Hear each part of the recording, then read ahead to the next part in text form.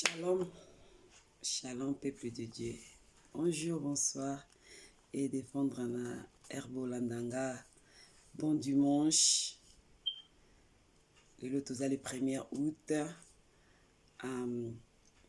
Ba meilleur na ba mois oya août. Nzamba pambola bino, nzamba visiter bino.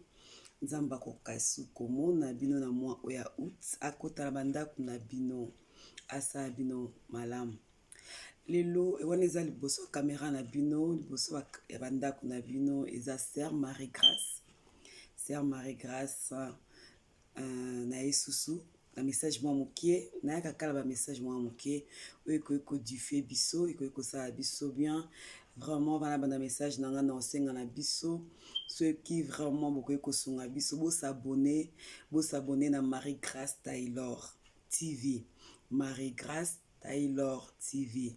Soyez beau s'abonner, beau liker, beau partager et ça la biso vraiment bien et nzamba ozanga te kopambola yo ko s'abonner yo ko partager yo ko liker dans la vidéo. Donc bah j'aime na bino quoi et ça la biso bien. Nena lobisa Marie Grâce. Na un message à moké lelo. Message nangeza mission nanga na sala rato solo la Bible. Tout sur la Bible, il y a un message sur la Bible sur secret. Sur secret. Sur secret. Tomoni Nathan Tozali. Secret za sous-souté. Secret ezali sous-souté. Émission sur la Bible, il y a lobby. Na kota raming na Bible. Na kota raming na exemple où ils en a kata Bible. Na opesa vana fongola message nanga na opesa exemple moko o Jésus Christ o bisoto yebi Jesus Lord Mighty God o bisoto yebi les lions de la tribu de Juda les rois des rois o ngana to yebi mais azolo bana biso na Bible ezola kisa biso Yesu azolo bakabi jour o ya kozonga. Na otile bino version wana jour oyo ye moko akoya na se na moi oyo kozwa peuple na ye ayebi yango te secret wana ka papa moto ayebi yango nzamba Yesu ayebi secret wana te mpo na olobaki mais Bible ezobana biso ke baza le Père et Fils et Saint-Esprit baza moto moko tokoki koleke pa nzambe te sans ke toleke pa Yesu. Sans que tu ne pas Yesu pour te le pas nzambe. Jamais que le pas nzambe le pas Yesu te. Mais Bible on est le bina biso bon mais même Bible ne zola que biso ni le que non Jésus moko azoba ke mukolonga na ozonga na yebite. Donc pour no ba ke non to zala ka après. Siku secret wana munene wana nzambe papa bombela nzambe mwana. Donc pour no ba ke na mokili fo zala ka na secret. Faut priver makamno mususu faut zalaka privé faut eye batunyo so baye bangote eza vraiment pas si na moya lelo na temps tozali pona omona bandeko na biso ebele ebele bayaka kaka na makamno bango na ba réseaux sociaux. Kolo YouTube pardon mutasala YouTube tata wana mama na oyebi ete parent na yo akoma YouTube pona nini oyebi mutasala YouTube te donc pour l'on no aye moko kutu ami bomba maza na secret azana secret asala moi secret na sali kamo maza na secret na assez ami bimisité. Tu es Facebook, tu es Facebook, mais il y a mis bimicité. Donc, il faut que secret ezalaka. Nathan toza secret za sous-souté, ça a vraiment pas si peu mawa.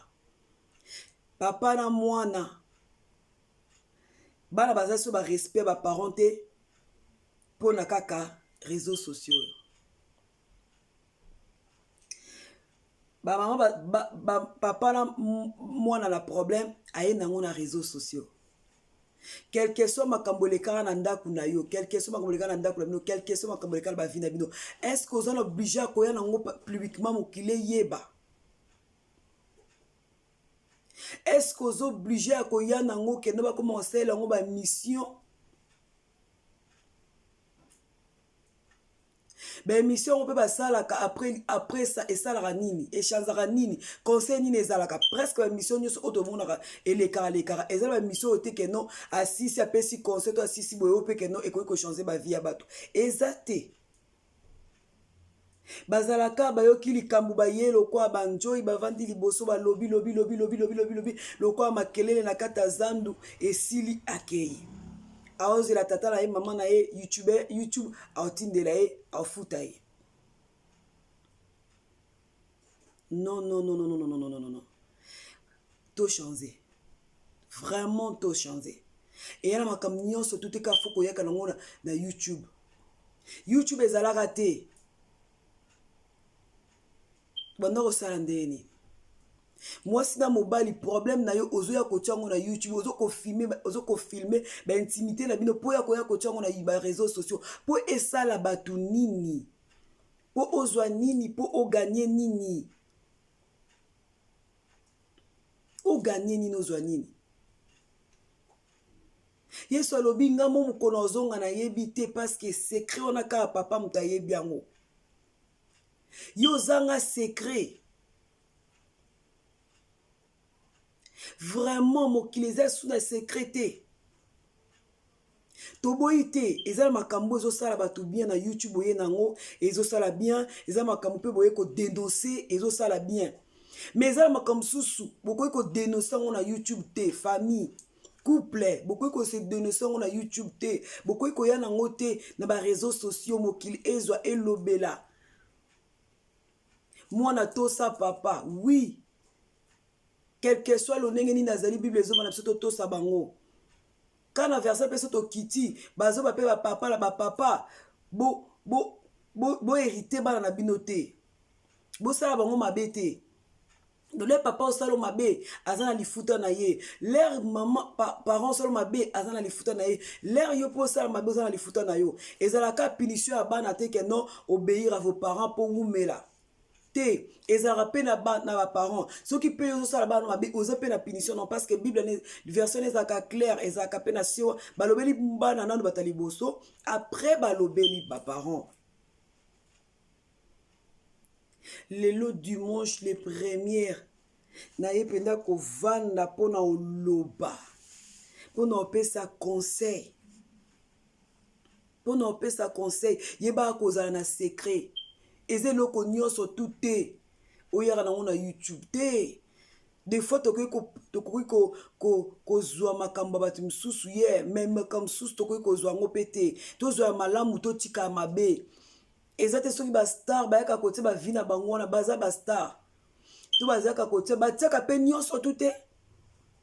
Et na vidéo mo caché ezaki na hotel babimisaka ngo vidéo caché Beyoncé na leki na ye na Jay-Z leki ya Beyoncé azoko bet dans sécurité pa na kati azoko bet à Jay-Z peut-être asalaki ya na eloko moko boye asepelaki nango te. Donc na kati ya vidéo secret na babimisaki yango omona Beyoncé kutuko on dirait azate a telema otala ku bango te leki na zo kick Jay-Z a punchier sécurité comme tazo tia moi pas kangé ma case a brusquer ça te parce que azapelé ka madame a oscalé ka ba oscalé ka Jésus kuna zo kokata au sale côté eli ko banini. Donc bazala ki la makamba utaki place moko boye ya ba bebanaki le ba côte na kata lift abi yo zela yo sakana ya na mingi ozonyo kole mingi ale bango ba bimisaka ngote to yebi ke non na kata ba lift na biso lift eza ascenseur. Les ascenseurs pardon ascenseur na kata ascenseur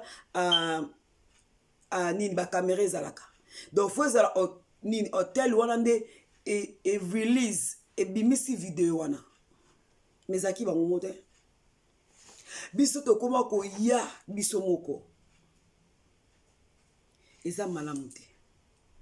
Tika mama tika papa tika mwana tika ndeko za na secret epeso eloko to ye na YouTube lobi basali ba mission bafingi ba papa na yo bafingi mama na yo bafingi ndeko bandeko na yo bafingi balobi ezo epeso eloko te ka ozo sambwa ka yo mtozo bima mwasi mo mabe ka yo mtozo bima mwana mabe ndeko mabe parent mabe totika wana totika tozala na secret zala na secret mtozanga secret na la kiso to yeba kate na la kiso ke Yesu imo mukula ozonga ayebite yem bazaka moko mais ayebite do ba bombela secret comme yupo koza na secret nzambe apambola biso nzamba pambola couple nzamba pambola couple Banzu Tata Jolie Pasteur José nzamba pambola bino nouvelle couple plein de bonnes choses nzamba lola mona bino oye kosalela nzambe comme mama pasteur po bali pasteur zalala mutema wana munene pe zalaka na secret mosa musala nzambe fo zala na secret fo zala mutema munene yoyebi kaka donc je vous love nzamba pambola couronné salito mona na teya mariage te mariage royal couronné salito ya te bon c'est pas grave hein? Ezare nzambe moko ayebi mbote lisusu na tata mami bameko couple bameko Bostra TV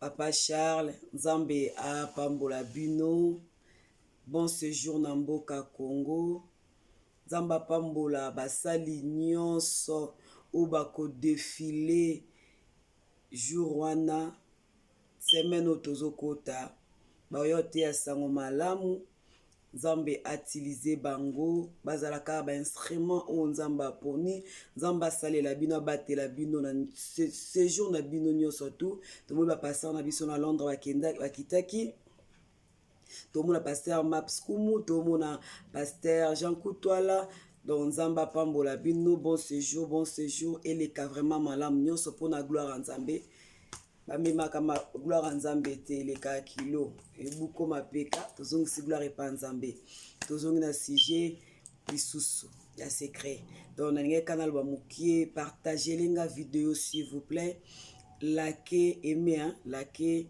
partager s'abonner vraiment tous on a besoin d'abonner parce que tozolinga to banda mamebele ya kosunga ka ba orphelin te ba veuve bana bitike ata bandeko baza na possibilité te ane on dirait biso vraiment na Londres ekangi biso pona kin mais année prochaine tokoyeba tozanga te kocontinue kosalela nzambe na ndenge wana pe ya kokabula mukie na bandeko bazangi donc c'est ça pona corona na bakisi sous message mosusu na bato bazobanga ba vaccin oui tolinga kozo ba vaccin wana te bon révélation moko nazwaki bible elakisa biso ke Moïse atombolaka serpent d'airain na désert bao batalaki yango bakufaki lisusu te même nyoka sweyo okufa te ebika vena nyoka yeba nyoka mosusu ka vene na ekoti mati mbala moko mais